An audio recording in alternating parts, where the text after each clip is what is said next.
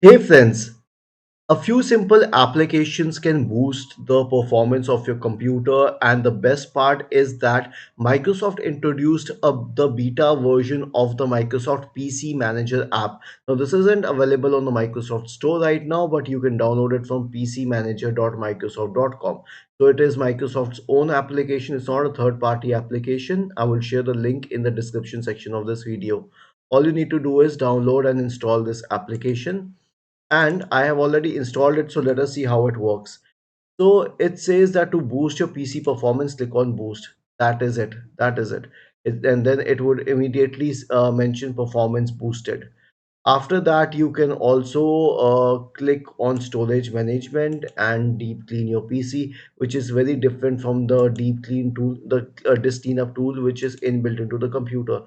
So I definitely recommend downloading this app. And other than this, you can manage the apps. You can also check your system's health. It is checking for issues, and then it mentions a few issues. I click on proceed, which will make it even faster. And then I can disable a few running processes if I want to. For example, if I click on process management, it will mention a few running processes. Now I didn't need Creative Cloud, so I will end this, and this will help me. Phone link, I will definitely end this. And Riot client, I'll end this.